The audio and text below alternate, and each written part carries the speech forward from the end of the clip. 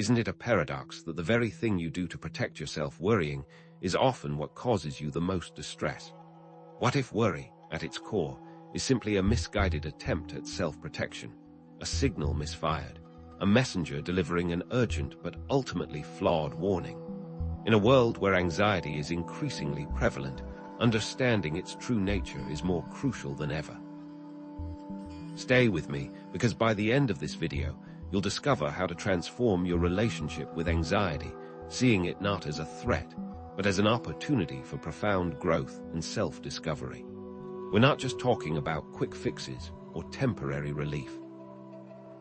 This is about building a foundation for lasting well-being, a resilient and joyful life where anxiety no longer dictates your choices or limits your potential. What if your anxiety holds the key to unlocking a deeper connection with yourself, guiding you toward a life aligned with your true purpose? But how do we begin to unlock this potential? It starts with understanding the difference between productive concern and debilitating anxiety. Concern prompts action. You notice a health issue and schedule a doctor's appointment. Anxiety, on the other hand, keeps you awake at night, trapped in a spiral of worst-case scenarios and catastrophic thinking. To navigate this complex landscape, we'll draw on principles from both ancient wisdom and modern psychology, exploring how Stoicism, cognitive behavioral therapy, and acceptance and commitment therapy can offer powerful tools for understanding and managing anxiety. We'll uncover common thinking traps or cognitive distortions that fuel anxiety, explore how aligning with your values can reduce worry, and introduce practical mindfulness exercises to calm your mind. But before we dive into these strategies, we must understand the fundamental pattern that keeps you stuck in anxiety, the cycle of worry. This cycle often follows a predictable pattern. A trigger sparks a thought, which generates an emotion, which then drives a behavior. Understanding this cycle is the first step towards breaking free from its grip. But is it truly possible to be free from worry? Or could worry actually be a pathway to freedom? Perhaps the most insidious aspect of anxiety is the relentless voice inside your head, the inner critic, constantly pointing out flaws and potential failures. But who is this inner critic, and why is it so determined to make you worry? We'll delve deeper into its origins and function, uncovering its hidden motivations and revealing its profound impact on your anxiety. Could your anxiety be a signal that you're living a life that doesn't truly resonate with your values, creating a sense of internal conflict and unease? We'll equip you with concrete tools to challenge your inner critic, reframe your thoughts, and align your life with your deepest values. But first, we must dig deeper into what causes you to worry. But what exactly is this relentless voice, this inner critic that seems determined to sabotage your every move? Is it a separate entity, a malevolent gremlin residing in your mind? Not quite. The inner critic is a psychological construct, a pattern of negative self-talk, judgment, and unrelenting criticism that, while not a physical being, can feel incredibly real and powerfully destructive. Think of it as a deeply ingrained habit of thought, a reflex of negativity that has become almost automatic. It's the voice that whispers, "You're not good enough, you'll never succeed," or "No one will ever love you." It's that harsh, judgmental commentary that picks apart your every action, magnifies your flaws, and convinces you that you are inherently unworthy. What makes this inner critic so potent, and how does it gain such a foothold in our minds?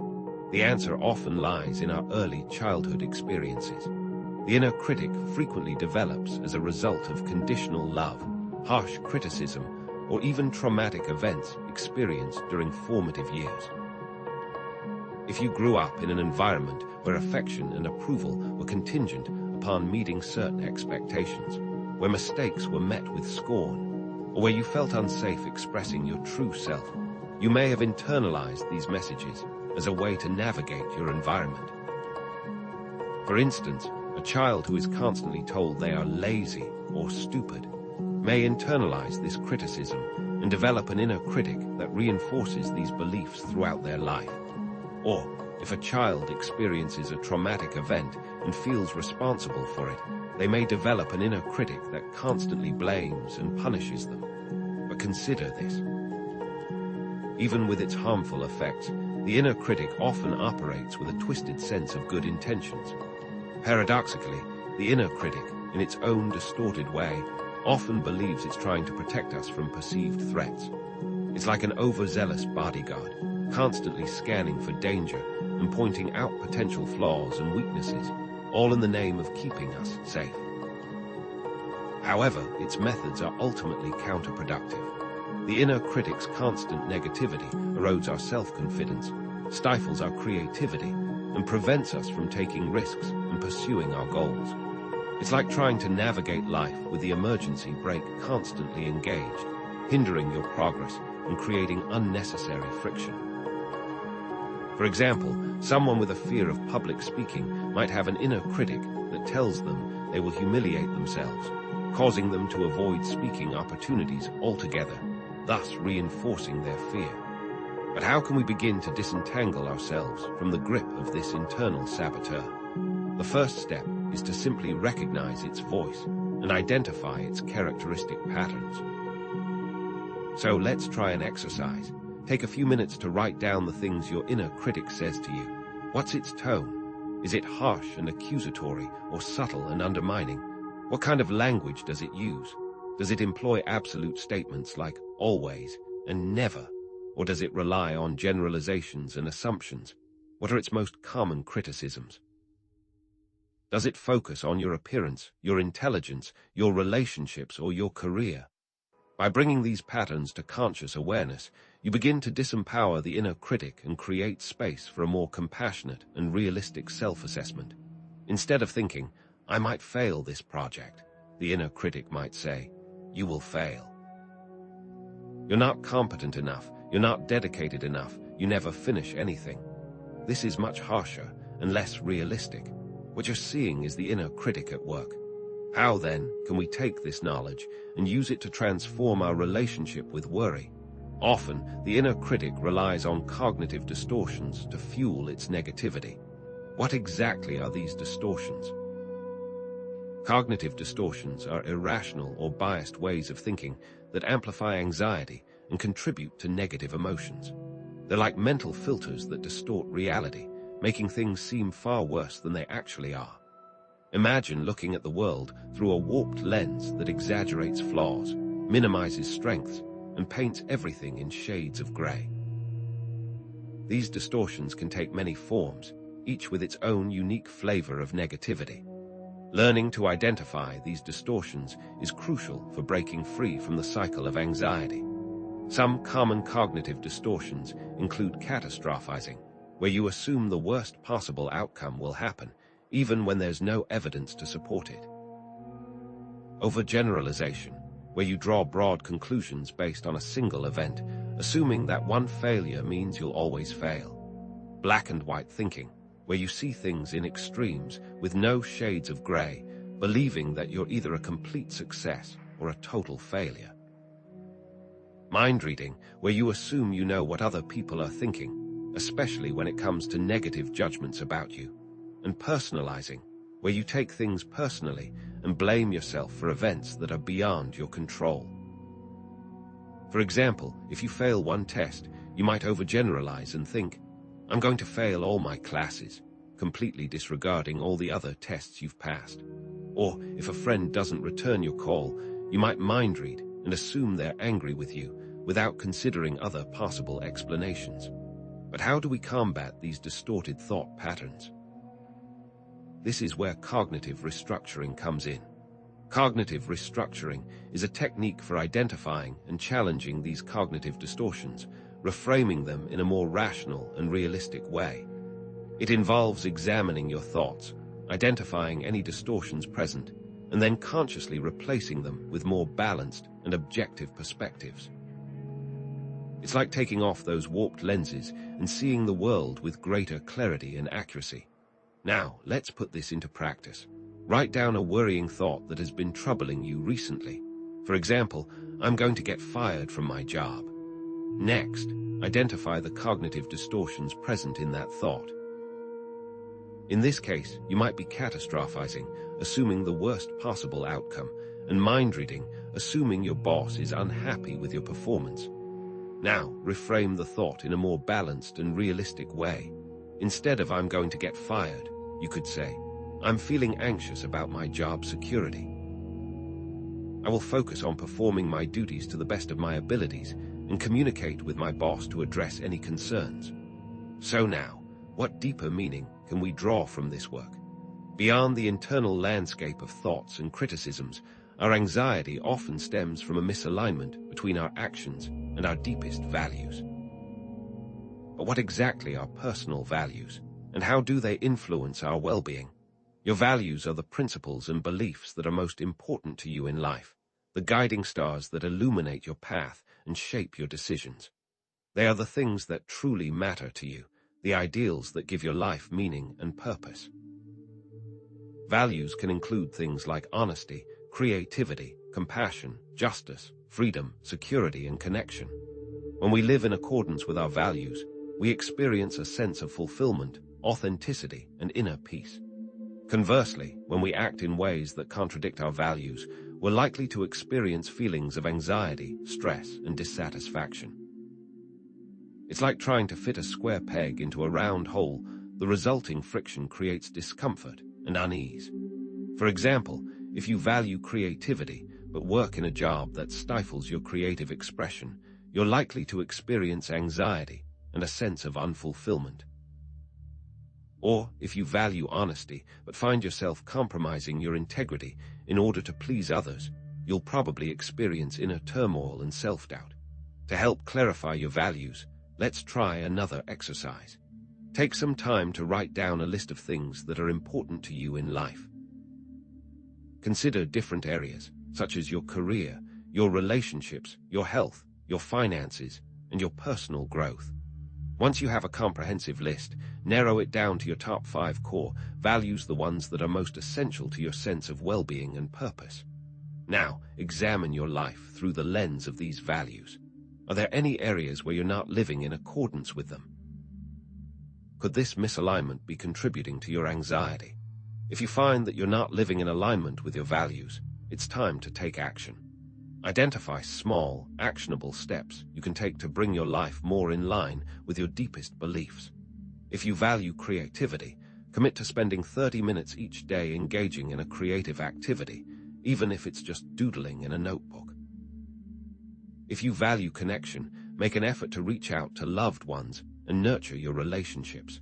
The key is to start small and build momentum, gradually aligning your actions with your values and creating a life that feels more authentic and fulfilling. Yet another path of exploration remains to us, one of acceptance. One powerful tool for managing anxiety is mindfulness, which has been growing in importance and interest over recent decades. What is this thing, mindfulness, which holds such promise? Mindfulness is the practice of paying attention to the present moment without judgment. It's about being fully present in this moment, without getting caught up in thoughts about the past or worries about the future.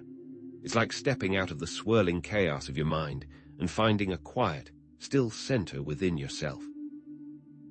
Mindfulness allows you to observe your thoughts and emotions without getting carried away by them, creating space between yourself and your anxious thoughts so you can see them for what they are, just thoughts, rather than getting swept away by them. It's like watching clouds drift across the sky, observing them without getting attached to them or trying to control them. To experience mindfulness firsthand, let's try a simple exercise. Close your eyes and focus on your breath. Notice the sensation of the air entering and leaving your body. Pay attention to the rise and fall of your chest or abdomen. When your mind wanders, as it inevitably will, gently redirect your attention back to your breath.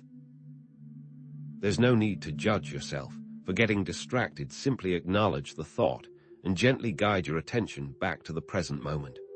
Practice this exercise for just a few minutes each day, and you'll begin to cultivate a greater sense of presence and calm. Another key component of this journey is what's called radical acceptance. Radical acceptance is about acknowledging reality as it is without wishing it were different. It's not about liking or approving of everything that happens, but about accepting it as the starting point for moving forward. It involves accepting the present moment, even when it's painful or uncomfortable, without resistance or judgment.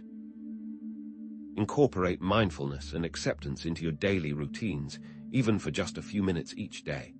Set aside 5 minutes each morning to practice mindful breathing or a body scan. Throughout the day, try to notice when you're resisting reality and practice radical acceptance. Acknowledge your feelings without judgment and remind yourself that this too shall pass. But how can we integrate everything we've explored so far into a cohesive strategy for managing anxiety? That's precisely what we'll be diving into next. So, how do we bring all of this together, weaving these distinct threads into a tapestry of resilience and inner peace? Remember, the tools we've explored aren't isolated techniques, but interconnected practices that reinforce each other. Aligning your actions with your values, for instance, diminishes the power of the inner critic by validating your choices and bolstering your self-worth. It's much easier to silence that nagging voice when you know, deep down, that you're living authentically. Similarly, mindfulness enhances your ability to identify cognitive distortions by creating a space of awareness where you can observe your thoughts without judgment, recognizing them as mere mental constructs rather than undeniable truths. And acceptance allows us to see the whole picture. This creates a potent synergy, transforming anxiety from a source of suffering into a catalyst for growth and self-discovery, leading to a fulfilling and meaningful existence. Ultimately, we must use these techniques to create value-aligned actions that reduce the power of anxiety, while engaging in mindfulness to help us understand the triggers of our inner critic and distortions. Now, how might living in accordance with these perspectives lead to significant positive change? By addressing your anxiety with these tools, you're not just alleviating personal distress, you're paving the way for a more purposeful and authentic existence, one aligned with your deepest values. This personal growth has a profound ripple effect, extending far beyond your individual experience. Greater self-awareness and emotional regulation improve your communication skills, strengthen your relationships, and foster empathy for others. As you become more attuned to your own needs and values, you'll naturally become more compassionate and supportive of those around you. This inspires others to embark on their own journeys of self-discovery, creating a positive cycle of growth and connection that can transform communities and even the world. Remember, this isn't about reaching a state of perpetual tranquility, a destination to be achieved and maintained. It's about cultivating resilience, embracing growth, and learning to navigate the inevitable ups and downs of life with greater awareness, self-compassion, and authenticity. Furthermore, it must be noted that values misalignment is a signal from the shadow, and that these misaligned values will continue to create worry or anxiety until integrated. But is there an overarching understanding that can tie all of this together? So, is worry an enemy to be vanquished or an ally to be embraced? It's neither. It's a messenger, a signal prompting you to examine your thoughts, values, and actions, providing you with invaluable information about your inner landscape and your relationship with the world around you. We've discovered that the inner critic is a product of our past, attempting to protect us from perceived threats, and that worry, when understood, can indeed lead to freedom from limiting beliefs, misaligned values, and self-sabotaging patterns. Ultimately, you possess the power to choose how you relate to anxiety. You can choose to be controlled by it, allowing it to dictate your decisions and limit your potential, or you can choose to use it as a catalyst for positive change, a driving force for self-discovery and growth.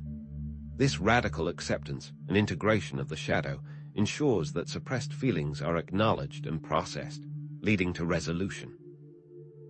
But if one thing is clear, it's that we must continue to reflect on these ideas. Now that you have these tools, how will you choose to transform your relationship with anxiety and create a life aligned with your deepest values and aspirations? To continue your journey, consider exploring books on cognitive behavioral therapy, practicing different mindfulness techniques, or seeking guidance from a therapist or counselor. Remember, the path to inner peace is a lifelong journey, and there's always more to discover. Share your thoughts, questions, and insights in the comments below. What resonated with you most? What challenges are you facing? Let's learn and grow together. In future videos, we'll explore advanced techniques for working with the shadow self, clarifying your core values, and deepening your mindfulness practice. Stay tuned.